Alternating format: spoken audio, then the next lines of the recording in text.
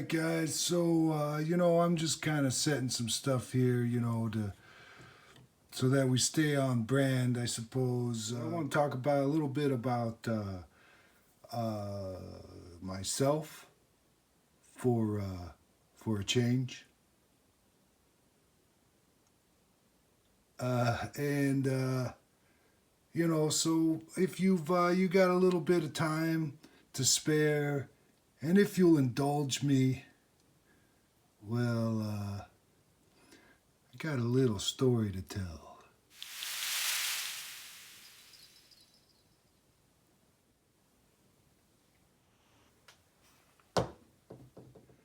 They say that if you do something you love, then you'll never work a day in your life, or something like that. I don't know, something to that effect.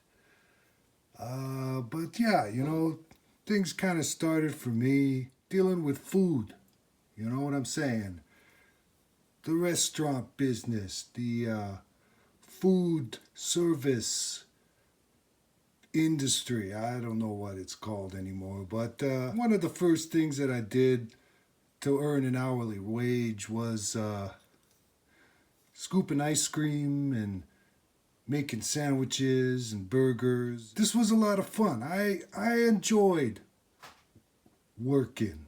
I don't know what to tell you. I don't know why, but it was just a fun thing. I think it doesn't hurt that I was surrounded by ice cream and burgers, and you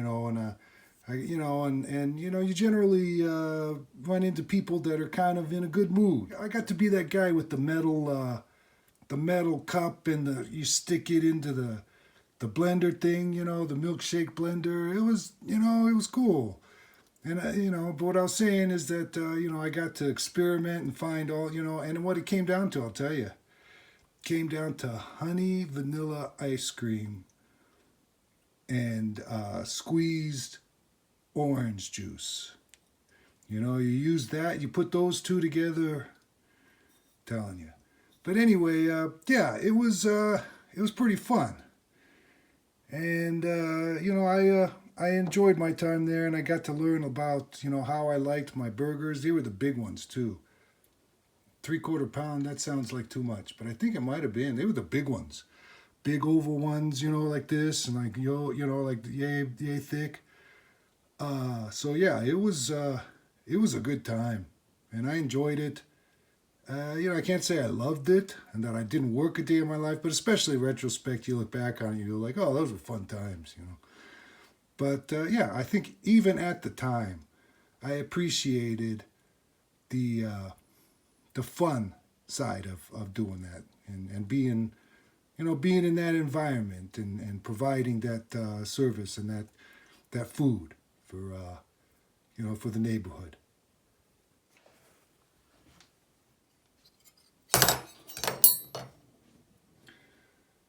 And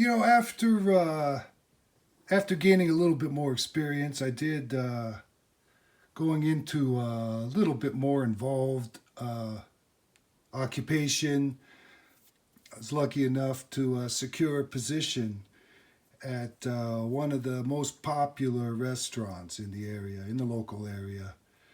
And that place at night, it would get packed. The little entryway, the foyer way would just be jam packed. A lot of fun, very busy. And again, I got to enjoy the different choices on the menu, some nights, and also was pretty cool that for some reason, right by the the swinging doors in and out of the kitchen, there was the little pan of cannoli filling. So you could sneak in a little cannoli filling, when you just needed that little extra boost. So yeah, it was kind of it was a high paced cannoli filling fueled job, right? But yeah, it was again, it was a lot of fun. Didn't hurt that it was busy all the time, and tips and all this. But yeah, eventually, as much as I hated, giving my notice to Tony, I did eventually get recruited by one of the regular daytime customers.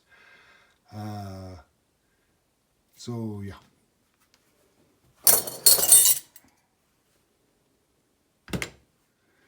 This guy managed an office, and I guess he needed someone in his mailroom. So, I guess he saw my my work style or whatever, at the restaurant, and he offered me a job in the mailroom at his office. They call me the tape gun wizard. It wasn't too long that I worked my way out of the mailroom.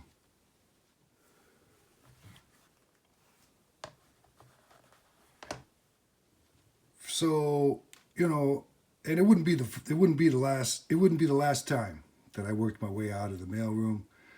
But from then on out, I pretty much spent a lot of my time behind a desk, with a computer and a phone. Right? Remember, these are the days that computers were pretty basic, and it was all about the phone, right?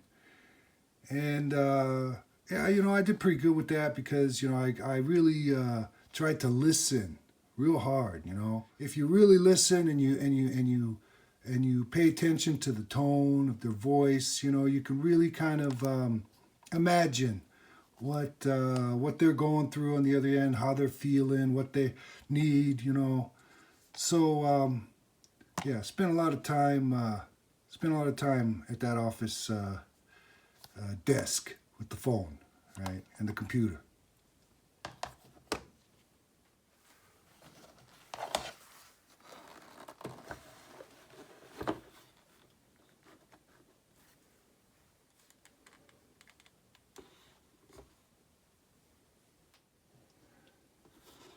So I guess the question is,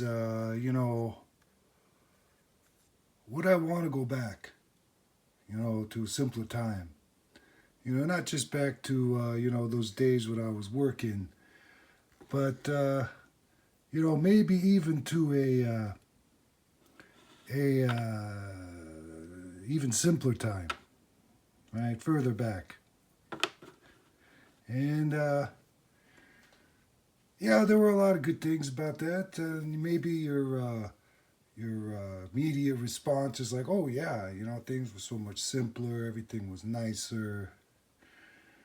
But yes, I do. I have a very strong gaze on the past, nostalgia, right? But I don't think that those things would be as charming or desirable if they weren't in the past, right? I mean, at the time, right, we were always hoping for what was going to happen, with technology and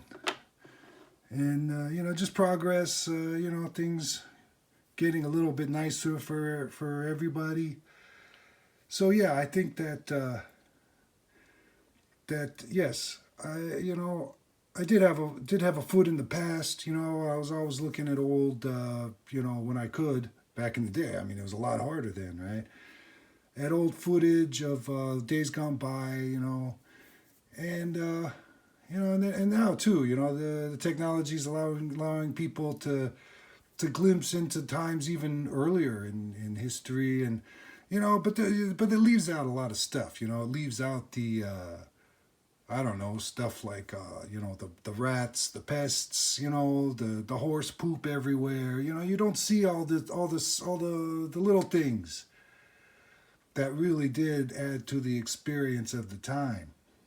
And the same goes for the 60s. When I was looking back at the 60s, there's a lot of things that probably don't really know about that were kind of weighed on the other side of, oh, the 60s, so wonderful, right?